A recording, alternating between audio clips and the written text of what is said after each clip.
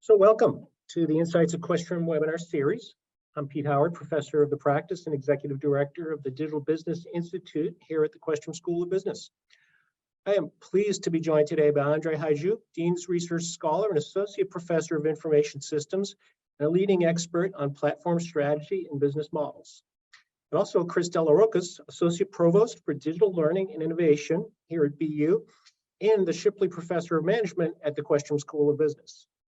Professor Dellarocas leads the advancement of activities that enhance education at Boston University through the strategic use of digital technologies. Certainly we have the right panel for today's topic. Today we're talking about Professor Hagiu and Dellarocas' recent article in Harvard Business Review on strategies to navigate the emerging landscape of learning platforms in higher education. Welcome, Andrei and Chris. Thank you. Thank you, Peter. So why don't we start with a question? It seems that almost every other company in ed tech today is using the term platform to refer to its products. What are the learning platforms that you focused on in your article? Yeah, that's a great question, Pete. And it's great to start with that because, yeah, platform is indeed a very popular term in today's educational technology landscape. So there are at least three different kinds of systems that we've heard been referred to as learning platforms. The one that we focus on in an article are learning marketplaces. These are systems that host educational programs from a variety of providers. Systems like Coursera, edX, Udemy, Udacity, Pluralsight, Skillsoft, Skillshare, LinkedIn Learning, etc. People also refer to learning platforms for systems that essentially allow a single organization put courses online and manage them. Think of them as like online course storefronts for single organizations. Companies in that category include LearnWords, Teachable, Thinkific, Podia. And we've also heard the traditional LMSs, learning management systems like Blackboard, Canvas, and Moodle sometimes to be referred to as platforms. What we talk about in the article are the learning marketplaces because we believe that these are the systems that will most profoundly transform the education landscape. I mean, the one thing I would add, just to clarify a little bit, to put it in perspective, it's a bit in education, like in other industries, there's this confusion between marketplaces and B2B platforms. So it's basically the same confusion as people make between, say, something like Amazon, which is a proper marketplace, and something like Shopify, which provides tools to sellers to sell on their own. So again, just to emphasize, what we're focusing on is proper marketplaces, which connect learners and providers. So how important are these learning platforms today? Learning platforms, and by that we mean learning marketplaces, they have made quite a big inroad in the areas of adult education, especially upskilling, reskilling. A lot of corporations are contracting directly with those platforms to offer upskilling and reskilling content for their employees. Platforms are also growing in executive education. Now, in the area of degrees, especially graduate degrees, which is, of course, of most interest to traditional higher education institutions like BU, platforms are growing, but I don't think they have completely made their mark yet. The most visible platforms in the space are edX and Coursera. They've had a lot of traction in the last few years, but I wouldn't say that by any means they are dominant in the same way that platforms are in other industries. I don't know, Andrei, if you want to add something to that. Yeah, I think it's the mind share that these learning platforms, the learning marketplaces gets is increasing, but I don't think we're at the level yet of, say, a booking.com for learning or a Airbnb or something like. It's not quite at that scale, but we might be getting there. So you mentioned Airbnb, Booking.com, or even like Uber. Like, why haven't platforms like that or marketplaces like that emerged? You know, being something that would kind of market, I guess, all the other offerings of all in one place, so to speak? That's a great question. I've asked myself that for a long time, and here are some answers that Andrei and I could come up with. I guess for one thing, until recently, when people were looking for, let's say, an undergraduate or graduate program, they were looking locally. So the search space was not very large. There was not a need to compare too many different programs. Also, until recently, programs were rather standard. So if you wanted to study business, well, you got an MBA. If you wanted to be an engineer, there was a handful of specializations you could choose from. There wasn't enough variety that would basically warrant the need for a platform. And then the other important reason, which actually is still a concern to some extent, is that one of the most important roles of platforms is also to provide some information about quality and fit, help people find products and services which are of good quality and a good match for them. So unlike, let's say, when you're choosing cameras or even where you're selecting hotels, it is much more difficult to provide reliable information about education's quality. Because education is a service and a product that even after you experience it, suppose you go through an undergraduate program, right? I mean, many of us did not fully appreciate the quality or even the shortcomings of the program we attended until many, many years afterwards. So for that reason, a lot of the traditional signals of quality that platforms are using, like online reviews or endorsements, are not as reliable in education. So that's one of the reasons why some portals that have sprang up across over the years that basically give you access and comparison of program never really gained traction in the same way, let's say, Booking.com or TripAdvisor has in hospitality. Right, and actually, so it made me think, part of the reason, right? I mean, I think this is sort of the essence of it. It's essentially the quality, the measure of quality in the eyes of the customers, which would be the learners, up until recently and still now, by and large, is essentially the certification, right? It's like you had a degree from here. It's less about, well, how good is this individual course? Now, part of that is because, well, you go to the labor marketplace, like what does it matter? What matters the most? Well, up until now, it's like, you got a degree, what is your degree in? I think which is unlike other products where people are just like, okay, I just care about the quality of this individual product. How good is this individual product? And then, yes, like Chris is saying, there's ratings and reviews, there's ways to figure out that quality online, and platforms are particularly good at this. With education, again, it's not, at least until recently, it wasn't so much about the individual quality of a specific course. It's more about, I just need to get a certification, right? It's like whether or not I had the best Python or like the best whatever, like data science course, like of all those availables, mattered less than maybe like I got a degree from this university and then I can take that degree and go to my employers and show the degree. So certainly valid reasons why it doesn't exist today, or it hasn't come up yet, because of all the things that you've mentioned. But do you think it's coming? I mean, it being this type of Uber, Airbnb collection or platform? Oh yeah, and that's why we wrote the article. Yeah. We are both convinced it's coming, and there are some very good reasons for that. I mean, for one, more and more institutions are now launching programs aimed at the whole nation or the world. Geography is less important, so the number of possible choices that a learner has increased substantially. And so has the difficulty of marketing those programs to learners. I mean, many of us are finding that every year with increased competition, the traditional ways of marketing and programs are becoming fragmented and inefficient. So it is much more convenient if there is a single place or a handful of places where learners go and institutions go and they get matched with each other. I mean, the other reason is that it is the rise of adult education, which is much more personalized.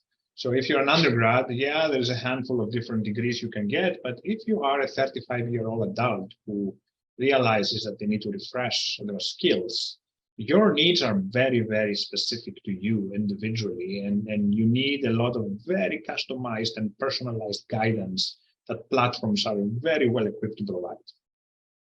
And which are not offered by traditional, like which traditional educational institutions have been very slow to offer, right? Yeah, and I guess if you just look into the venture capital space, I know Andrei has some more specific things to say about that. I mean, there's a lot of investment right now in this direction, which basically shows that the community is voting with their money. That this is a direction that will grow. Yeah, I mean, I think the view from it's exactly to reinforce this. I mean, the view from the outside. I mean, I've heard this many times, like speaking with VCs and investors. I mean, they look at education as one of these like very traditional, very old industries that is just massively, it's riddled with inefficiencies and it's ripe for disruption. So there's a lot of platforms coming, again, of VC-funded startups that are creating platforms for learning, essentially addressing the inefficiencies that Chris was talking about. A lot of it, I think, initially is focused indeed at adult education. So people who, already have degrees, but they have very specific needs. And in particular, what these platforms are targeting is like, there's some very glaring inefficiencies in the traditional education market. Number one is extremely high price, like very high and increasing prices. So you think about the cost of undergraduate degrees, but increasing over time, and it's unclear that like price adjusted quality of whatever of that particular product, the education product, can justify that increase in prices. The second one is the inefficiency of matching. Again, you may be, you go to university, you get a degree, like you have a major, it's unclear that you're truly able to choose the things that are, you really need. And in particular, are you truly getting the courses and the skills that are most sought after and most useful in the labor marketplace, right? So there's this perceived disconnect between what traditional education institutions are offering and what employers are really want. And that's what the VC funded platforms are going after. They're saying, look, we'll actually start, we'll start with the customer, with the end customer, which is the employees. Like, what are the skills that are needed? And we're going to offer what Chris was saying, like very specialized courses to teach you those specific skills. And you can choose those courses, just focus on that. And, it's almost like, yeah, then I know I can get a job in those particular areas. So I think that's what leads us to believe. I mean, it's very clear that there's going to be large marketplaces that essentially connect these two sides, like the employers and the learners. So sorry, the employers are in the downstream, but the providers, the course providers, and the learners, and they're going to do this they're going to connect it to in a much more efficient way than has traditionally been done by education institutions.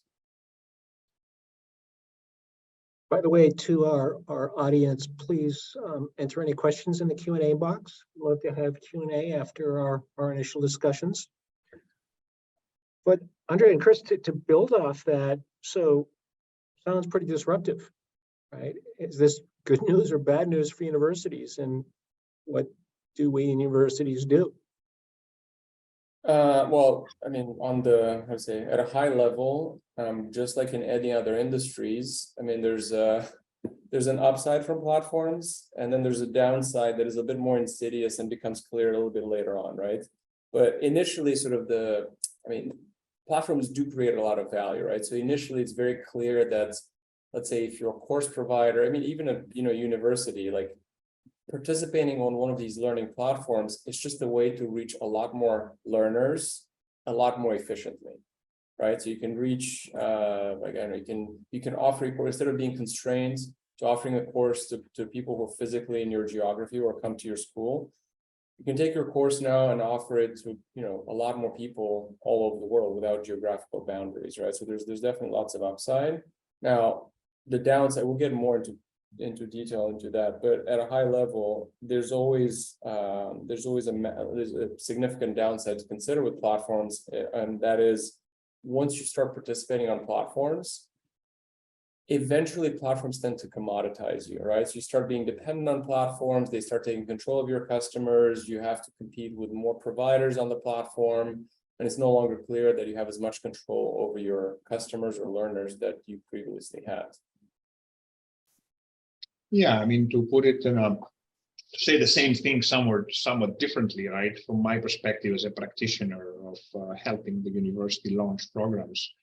Well, currently, when we want to market a program, we have a variety of channels that we try to advertise, you know, Facebook, Google, newspapers, billboards, what have you, right? It would be much, and those channels are becoming saturated as more and more programs are using them, right? So it would be much simpler, instead of having to worry about a gazillion of channels, to just, you know, place my program into a couple of platforms and get most of the demand that way. So that's simple, right? But by doing so, as I sometimes say, I am being reduced to one line in a long list of search results, right? So my brand gets diluted. The other thing that's interesting is that that was something that was true, actually, especially for places like Coursera and edX that tend to host programs from well-known universities. So when learners take a course from, let's say, Coursera, from Stanford, for example, they often don't say this is a Stanford course, they say it's a Coursera course, right? So so in some ways, already even some pretty strong brands are losing, and they are being diluted by being part of this platform. And this is really the I think the biggest danger. I mean, platforms, don't get me wrong, platforms are actually, they have the potential of being very good for the learners, right? And that's why platforms are bound to become successful, because they will simplify the learner's problem, and they will likely lead to better matching between learners and programs, which is all good. In terms of whether they're good or bad for the university, depends on the balance of power, right? That universities and platforms maintain. And I think a large part of our article is boiling down to giving advice to universities for helping maintain a balance of power that will be beneficial for everybody, as opposed to extreme solutions where, let's say, a platform becomes too dominant for anybody's good. And I think we'll talk more about that later on in the conversation. Well, shall we jump in now? I mean, what can they do? What can universities do to take advantage of the emergence of these platforms? What are your advice points? Sure. So we can drill a little bit into some of these, right? So again, I mean, there's high level, there's two things. I mean, obviously you want to get the most, like make the most out of participating on platforms. So, you know, what are the things that universities can do? Like what are the biggest sources of value from platforms? Well, again, it's access to more learners. Now, again, that by itself is not enough. What you want to do as a university is you want to the extent possible, you want to be a first mover, at least in a specific area, say a specific type of course or specific discipline, and try to offer something unique, right? I mean, again, like learning on platforms, especially on online platforms, is a little bit different from learning in person, the traditional learning. So as a university, you just want to take full advantage of the new tools, of the new formats that is enabled by learning platforms. So I think one thing, Chris can talk more about this, but I've observed it as well. A lot of universities tend to be very conservative in their approaches. And when they're thinking, well, what should we do about this new technology, about new platforms? They always look at other, what they call like peer institutions, and say, well, let's just, like, our peer institutions are doing this, let's also do this, which is really funny, especially if we're talking about business schools, because we always teach differentiation, right? It's like try something slightly different. So I'll let Chris articulate a bit more about this. Yeah, no, I mean, so learning platforms have actually worked pretty well for institutions as innovation engines, right? Or leaders of innovation networks. I mean, institutions tend to be conservative and really not trying to venture away from mainstream. So our experience, let me just give you our experience with edX. BU is a partner of edX since 2013, I believe, yeah. So edX has really helped us get out of our comfort zone and try new things that have actually worked out very well for us. Like, for example, we started with MOOCs. I mean, MOOCs themselves didn't have a big impact in the way we teach and learn at PU, but at least they brought the notion of educational innovation on campus, right? As they did with many other R1 universities. Then edX came up with the idea of micromasters, right? This is an innovation. You put a part of a master's degree online at a low price at MOOCs, and then learners who complete the micromasters can apply and then enroll at the regular masters, and they get some credit for the courses they complete as MOOCs. So that was a new idea, right? And because we were an edX partner, we had a policy at BU of experimenting with every new idea of edX.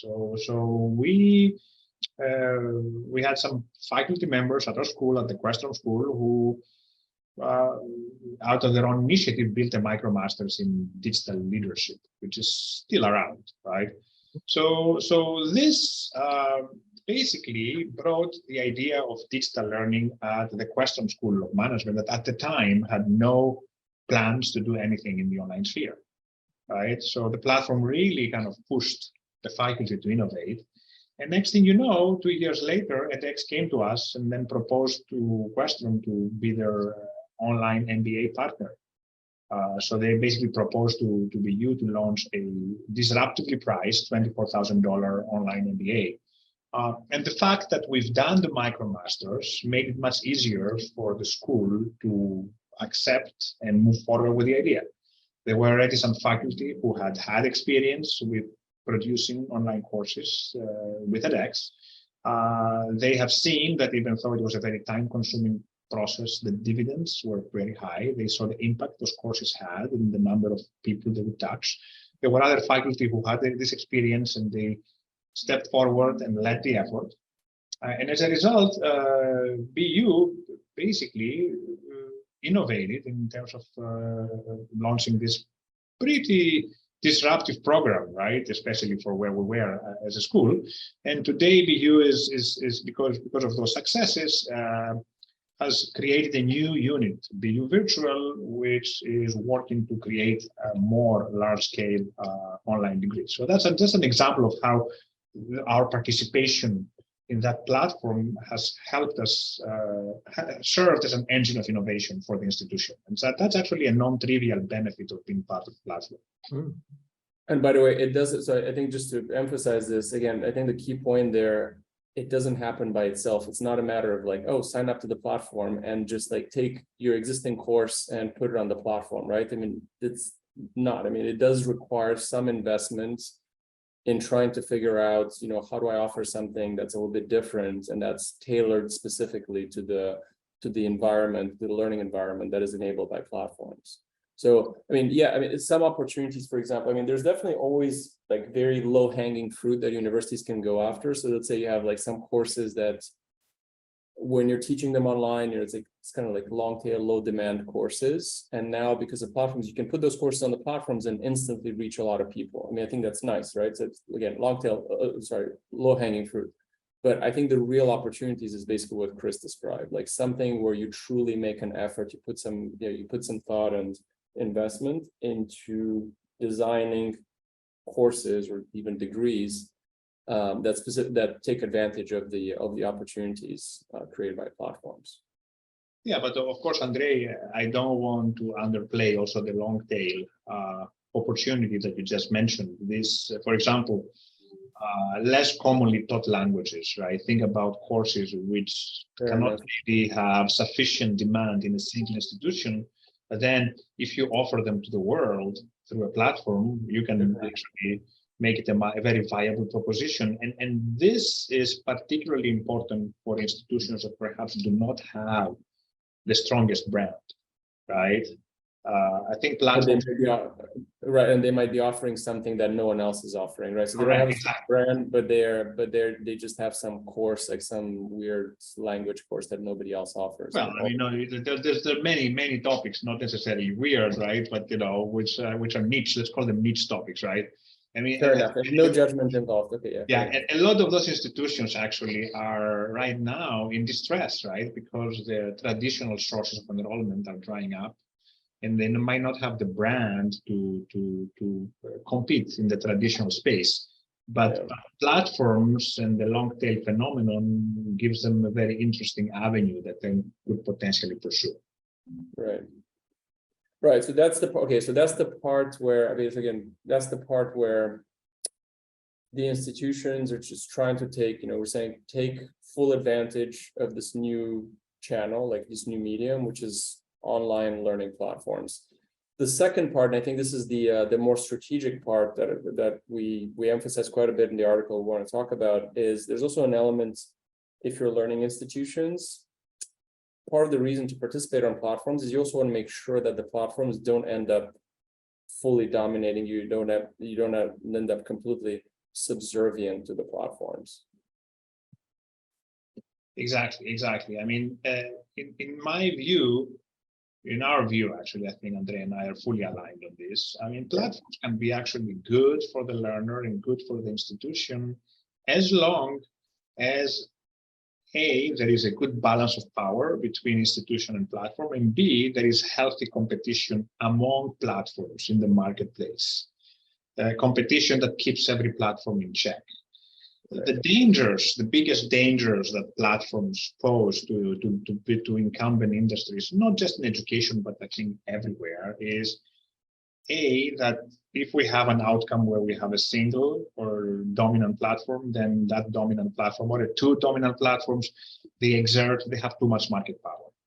They have too much market power, which ends up in, they can basically do things that are not good for either side of the market, not good for the learner, not good for the institution. They can charge exorbitant fees. They can control who is visible and who's not visible based on criteria other than quality. See what's happening with Twitter these days. And so we want to avoid that. And then the other danger is actually that if platforms really are successful in their social mission of becoming a really good partner for the learner, providing them access to choice, wide choice, and really good objective guidance, they may end up owning the relationship with the learner and snatching it away from institutions who then become content providers. I mean, these are really the two biggest dangers that platforms pose to institutions. And I think the answer to that is, what's interesting, I mean, in the case of education, we have a situation where platforms are not dominant yet. So institutions at this point have a chance to play the game in ways that will try to maximize the probability that, we'll maintain a healthy competition and a healthy balance of power. This is actually one of the main reasons why Andrei and I decided to write this article now. Right? People might think, oh, platforms are not as important yet, but this is now, your actions now are going to affect what happens in 5 years. Right? And so what are some of the things that institutions can do? Like, the first one thing that we mentioned is don't be tied to a single platform. Place your eggs in multiple baskets. In some ways, water and support multiple platforms, because what do we want as institutions is we want to have a healthy competition among platforms, right? So to the extent that's possible, place your courses in multiple platforms and don't get too tied up with any single platform. I mean, platforms try to entice you. They say, well, we also have not just access to students, but we have a delivery platform if you want, and we can offer you some student recruitment services, et cetera, et cetera. Those are, in the short run, these are convenient functions to outsource to the platform, but in the long run, you become too dependent on the platform, right? And so what you want is to have multiple relationships, and to the extent that's possible, to have your own internal capability, so you have the agility to move from one platform to another if the terms of engagement become, less than favorable for you. And by the way, I mean, just to emphasize, like, I'm sure this must sound to everyone, it's like, oh yeah, of course, but actually in reality, like, it's true for universities, it's true in other industries as well. Like, I think we want to emphasize, it's not so trivial in practice, because, we're basically saying, for example, multi-home, so work with multiple platforms. I mean, once you start thinking about it, it's like, yeah, it's a little bit cumbersome, right? I mean, it's much easier to just work with one platform and say, okay, I'll just focus on that relationship and, just try to optimize for that. But again, the point is like, yeah, it's very convenient in the short run, and platforms are very good at sucking you into that. The issue, of course, then you become, as you work more and more, and as you make more relationship-specific investments to say one platform, then you become more dependent on it, and then later on they can turn around and, let's say, either increase the fees, or more subtly, they can basically change the terms, or bring more competition. And then you find yourself you have less and less choice, or fewer and fewer options, if you will. Yeah, the second issue, which is losing or not losing the relationship with the learner. I mean, so keep in mind that the learners of today are likely to be lifelong learners.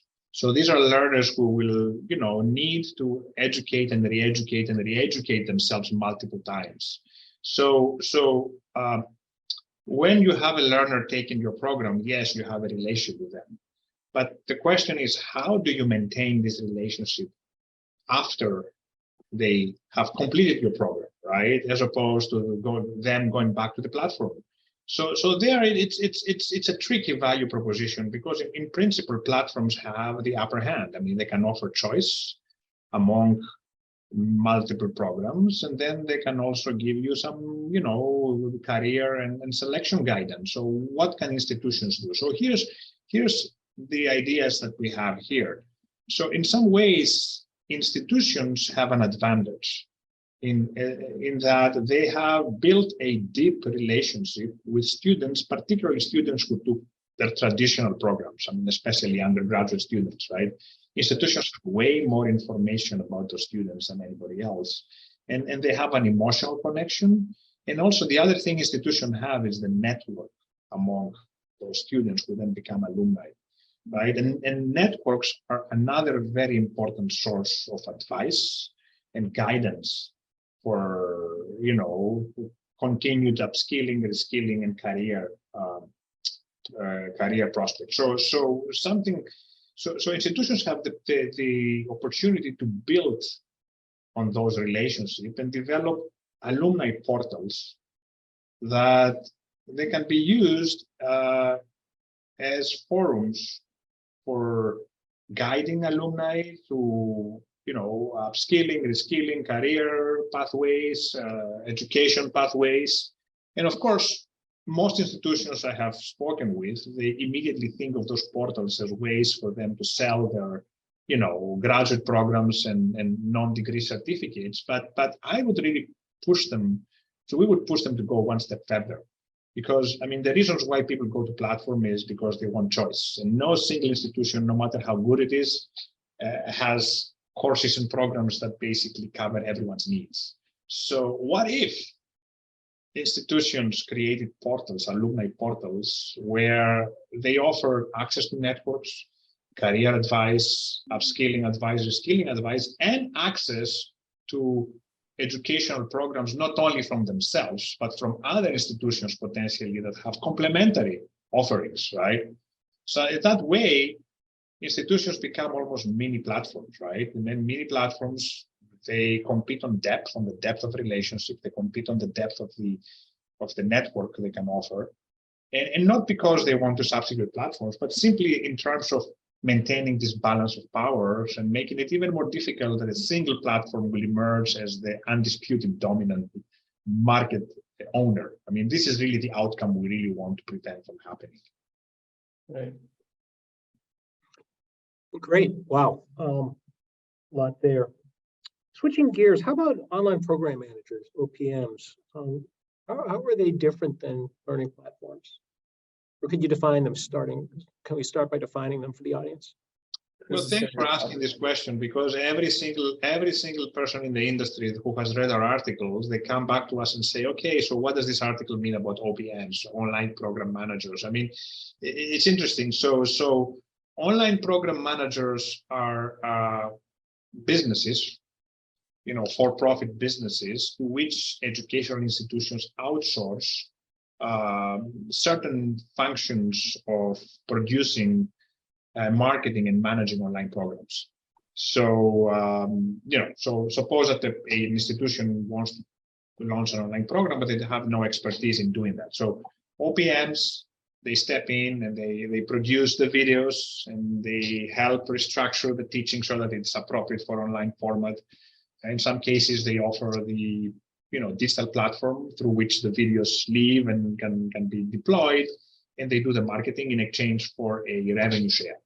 So these are OPMs, right? So OPMs typically live in the background, right? So they're not visible to learners. I mean, the learner still deals with institution, and these are essentially, and some functions associated with the online program are carried out by the OPM. Okay, platforms, in contrast, I mean, their main role is to host programs from multiple providers.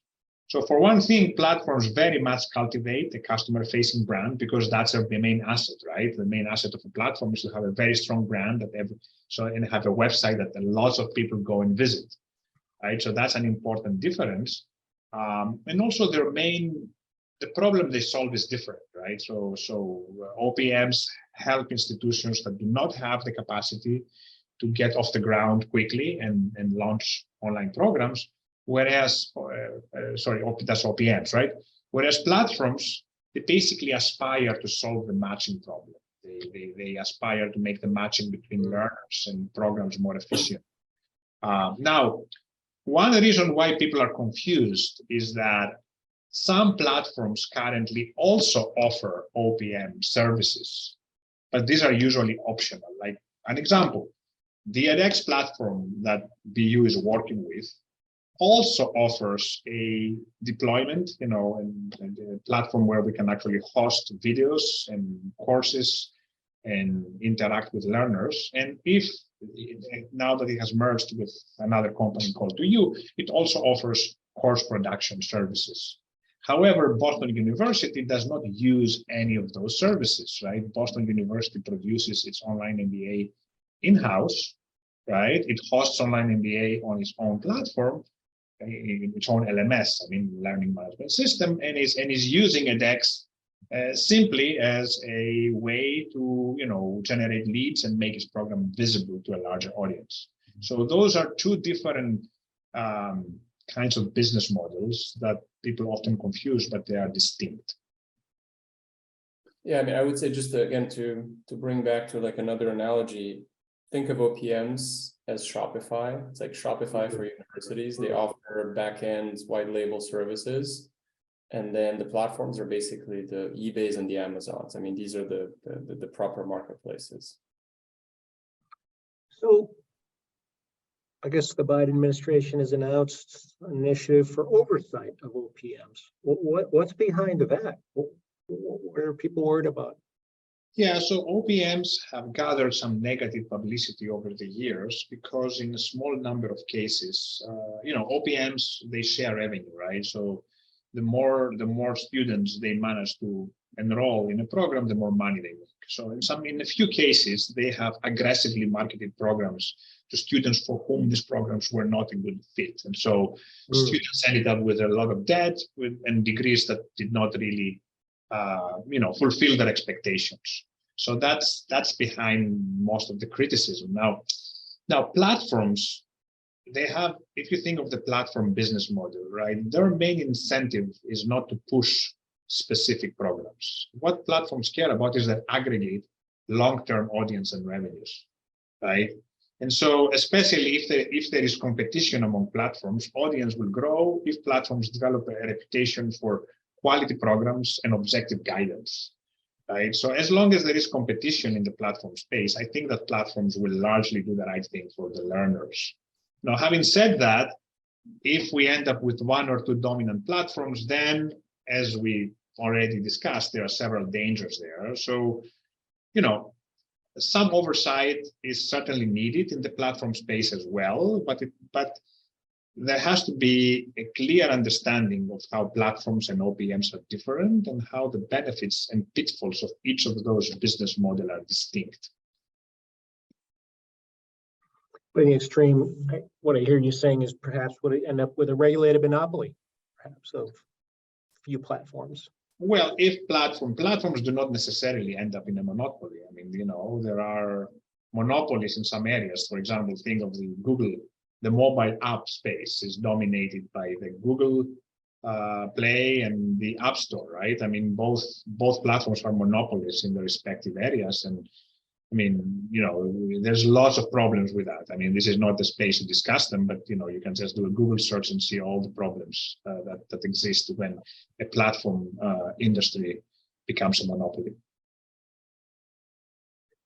So, heard some great news about how on our BU example we've had inspiration, innovation from platforms. There's opportunity to encourage long tail, all good things.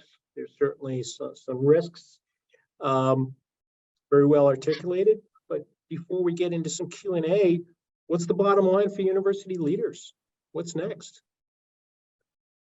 Be as proactive as possible. So I think, just go back to what we talked about earlier. I think even though the strict online learning marketplaces today may not appear to be too threatening or too dominant, there's a very real chance that they will grow over time, and they might be. So I think for university leaders, it's important to be proactive along the lines that we discussed. Try to take advantage of those platforms, like take advantage of the opportunities they offer, but also think strategically, like in terms of, say, diversifying your bets, supporting multiple platforms, reduce dependency on any one platform in order to keep the quote unquote keep the platforms honest, right? I mean, you want to keep like some competition between platforms, so that we don't end up with a situation in which either Google, Android versus iOS for mobile apps, or something like Booking.com and Expedia for travel.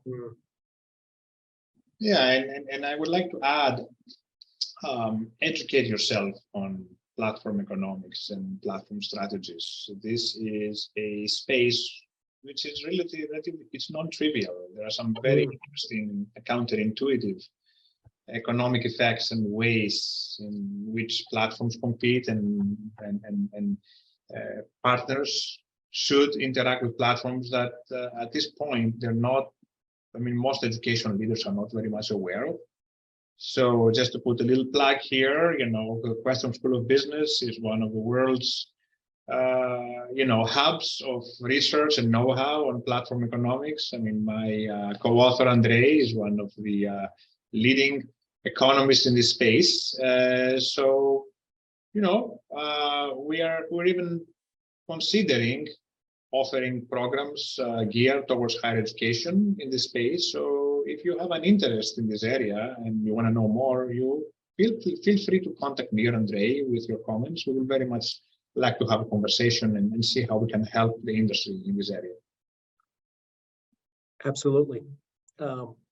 We're very interested in that, partnering with industry. So we have a few questions. We'll read them and let you to respond. First one, from an anonymous attendee: will the evolution of this marketplace result in a decrease in students completing full degree programs, such as master's degrees, and instead create an increase in micro-credentials, or even simply taking just specific courses? So will it cut in or cannibalize from traditional degree programs? Yeah, interesting. That's an excellent question, and of course we have no crystal ball, but I think it's not the evolution of the marketplace, but the evolution of the world of work that is going to favor just that. Agreed. So what is happening is that the half-life of skills and competencies goes down, right? Who was saying, I forget the management scholar who said the half-life of skills is 5 years, right? So if I need to go back to refresh my skills every 5 years or every 3 years, right? Chances are I will not want to go back and do a 1 year or 1.5 year master's degree, right? I will need to have a much more frequent and much more personal and surgical refreshment of my skills. So all of this favors non-degree micro-credentials as opposed to large master's degrees. So we haven't seen this phenomenon yet, but I foresee that in the next 5 to 10 years, it will become much more pronounced.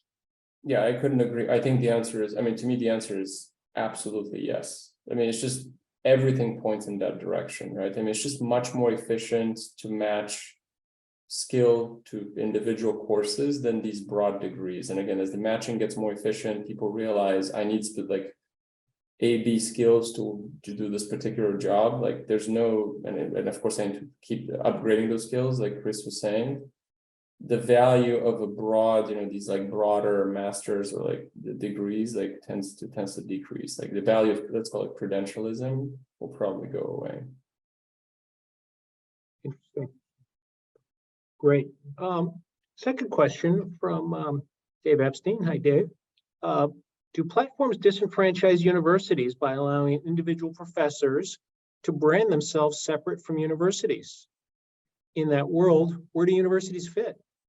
That's a really good question too. I can take a stab at this. I mean, I thought a little bit about it recently. So, I mean, I don't think it necessarily disenfranchises universities, just to be clear. I mean, there's definitely a lot of things that universities offer which are not, I don't know how to call it, not subject to disruption by the learning platforms. Let's say research. I mean, there's a ton of stuff related to research and things like that you're better off doing. Like obviously universities play a big role. Now, I do think it makes it easier for individual professors to brand themselves. And I think the initial reaction of most universities to try to fight that, to say, no, we own you. Like we own your research, we own you, like we'll prevent you from doing that. And I think honestly, that's very silly because there's definitely a way to play this in like that in a way that actually benefits the university. I mean, obviously, like you can raising the profile of individual professors can help the university. You can think about, so coming back to some of the recommendations that we made, if you truly have offerings that are complementary to online platforms, and or even better, you create these mini platforms for alumni and things like that. Well, if your professors have a better brand name outside the university, that can only help to increase the draw to the offerings that the university puts out. So, I mean, I really don't think this has to be zero sum, unlike how some universities might perceive it today. Yeah, by the way, there is already one platform that's doing that, and it's interesting to see how this experiment goes. It's called Udemy. So Udemy is interesting because it's the Airbnb of education. It allows anybody in the world to put together a course and post it. They have about 250,000 courses on all possible subjects. And, at this point, I don't think anybody would consider going to Udemy as opposed to getting a degree from a university, but it's very, very interesting to see how this experiment evolves and what happens with it. Yeah, so for example, professors who are some professors who are very, very good at teaching, they can go there and they can sort of expand, they can expand their brand, if you will, outside the university. They can create very popular courses. Yeah, the other thing is that we operate under this worldview that a course is a professor, right? It's very much, the course is basically the work of a single professor, and that's really increasingly not the case, right? I mean, I think education is a teamwork, right? And increasingly so if you want to do like an online production, right? And so you need multiple instructors or multiple roles. So it's really no longer like, as a single person basically who owns the course end to end. So especially if you want to have, courses that constantly innovate and renew themselves, I mean, you need probably resources that are beyond what a single person can offer. So you need teams of people, and that doesn't, conceivably, you can still have those teams be independent, like of a university. But what I'm saying is that there are certain economies of scale of having a lot of people together that will probably, keep universities around for quite some time. Certainly. And I know you both have global reputations and stellar global reputations, and I'm sure it only helps be you because of your affiliation. Yeah, it's a circle, right? It goes both ways. Exactly. So how do new technologies such, of course, we couldn't get through a webinar without a question on ChatGPT. So how will it reshape online education platforms? In fact, in fact, neither Chris nor I were here on this webinar. It was just our pictures and it's ChatGPT answering. Thank you. Right. Yes. Oh, wow. Well, okay. So you caught us on this one. I mean, there is ChatGPT. To be honest with you, it's so early for us to say something authoritative about it. But here are some ideas, right? So, okay. So to the extent that ChatGPT is already becoming a substitute for a search engine, right? I mean, platforms. I mean, as we discussed, one of the biggest potential added values of platforms is objective and sound guidance. Right? So you guide someone in terms of selecting the best educational pathways for him or her. So you can potentially use generative AI to do this, right? I mean, how do you help them search for possibilities, right? You have generative AI that can assess the resume, can assess where they are in life, and can offer ultra intelligent advice based on everything that they know on what they should do. That's one possible way in which ChatGPT can be integrated into online education platforms. I don't know if Andrei has some more ideas, but we can go back and forth. No, I think that's fair. So I haven't thought too much about it. I mean, one thing that strikes me, I'm not sure. So I haven't thought too deeply about this, but I mean, I think in general, ChatGPT raises interesting questions for education in general. Like, I'm not sure maybe there's some specific things about online education platforms, but I think in general, yeah, we need to figure out, whether you teach on an online platform, whether you teach at the university. I mean, yeah, there's certainly some challenges with, say, what is the content? What does that do, say, to I don't know, to tests, to exams, to what are the things that we should be focusing on teaching versus things that can be easily answered by ChatGPT and do not require the expertise of a professor. I mean, ChatGPT is a tool that changes the way that humans are performing intellectually demanding tasks. Yeah. Right. So it goes way beyond education and plagiarism and assessments. It will basically change what skills educated humans will need to have to be successful in the world of tomorrow. Agreed. Right. I mean, I used ChatGPT this past weekend to help me rewrite some code so that it runs faster, right? And ChatGPT gave me some very interesting directions, but also made a couple of errors that someone who doesn't understand coding very deeply wouldn't have caught. So ChatGPT became almost like a collaborator, right? So this fundamentally changes. I think we need to, most people think plagiarism and how can we change assessments, which of course in the short run, it's something we need to figure out. But in the longer term, it really will change what we need to be capable of doing so that we can be most effective. Some of the things that are important today will no longer be important, the same way that calculations by hand became less important once we have electronic calculators. And then other things like, how do you collaborate with a machine in a way that's effective? It will become much more important than they were before. Right. So, presumably there will be courses on online education platforms on how to leverage ChatGPT on whatever, in say coding or any kind of creative process. Yeah, but ChatGPT could be, I think the same way that, now Bing, with all the caveats, right? Instead of having a search engine, you talk to ChatGPT, right? I think the interfaces to platforms might change in that direction at the minimum. Fascinating.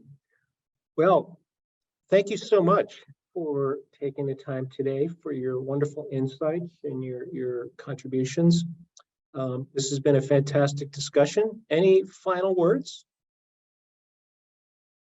Well, yeah, as I said, if any of our listeners are interested in these topics, we really believe, one reason we wrote these articles, because we really believe that higher education leaders, they need to look into the platform space a little deeper, right? This is a set of ideas which are not yet very prevalent. So if anybody is interested in talking with us, they can contact either Andrei or myself. We'd love to have more of a conversation with you. Yeah. Andrei, final word? And we will most likely create an online course on how to deal with online learning platforms. Wonderful. Well, thank you all. Thank you all in the audience for your participation and interest. And with that, we will bring this discussion to an end. Have a great day, everybody. Thank you, Pete. Thanks, Pete.